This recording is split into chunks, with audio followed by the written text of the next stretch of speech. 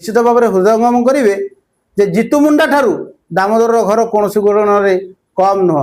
जितुमुंडा भौणी कंकाल खोलिला बोली आज सबुठी चर्चा रे दाम कौन बा कर जे निजे उठी पारुनी मानसिक विकलांग स्त्री एवं झील को धरी घर पड़ रही।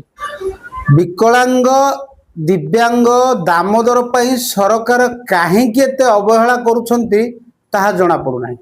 ढेंकानाल जिला भुवन विज्ञापित अंचल परिषद वार्ड नंबर 12 पेंठसाही दामोदर मलिक परिवार कहले बापा माँ एवं झील विकलांगर शेष सीमार पहुंचती। दामोदर अनाहार देखा मिलूँ हाड़ गणी हो जाऊँ स्त्री भी अर्धपागेली झील भी मानसिक भाव अच्छी डिजर्डर तेणु समस्त ना हैंडिक्याप सर्टिफिकेट केवल झील को मिली। झील को 22 वर्ष है दीर्घ 12 वर्ष तलू राशन कार्ड रे तार ना रही केबे भी से 5 केजी चाउल पाएनि। जदिओ अंत्योदय अन्न योजना रे सामिल होगा उचित तेबे 5 केजी चाउल 12 वर्ष मध्य पाई नथिबारु से मनरे कष्ट कर रही। बारंबार जाइछंती जोगाण अधिकारी की भेटिछंती हेले काहेकि 12 वर्ष है कौन साइट खोलुनी। 12 वर्ष है रश्मिता को मिल पारिबनी राशन मात्र 1000 टंका बापांकर एवं रश्मितार हैंडिक्याप भत्ता 1200 टंका एतिक चलुची घर आ घर ए बात्यार उड़े नहीं।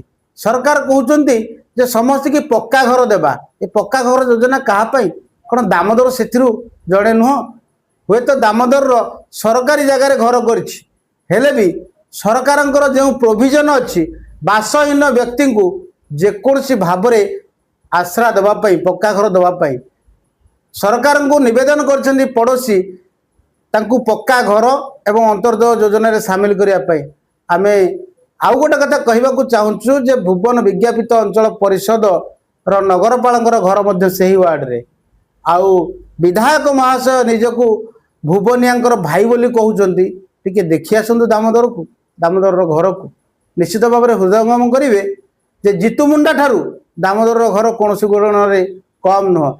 जितुमुंडा भौणी कंकाल खोलिला बोली आज सबुठी चर्चा रे दाम कौन बा कर जे निजे उठी पारुनी मानसिक विकलांग स्त्री एवं झील को धरी घर पड़।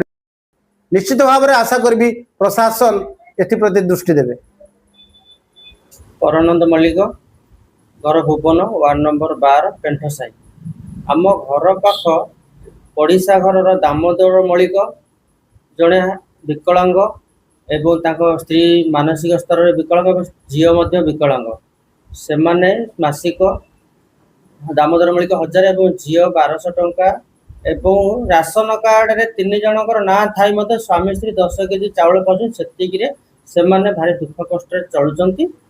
तेणु सरकार स्तर किछि तांका मानको सहायता कले से तार दरिद्र एवं अनार मुक्ति पाए बोली आमे माने आपनको अनुरोध करछु आपन माध्यम।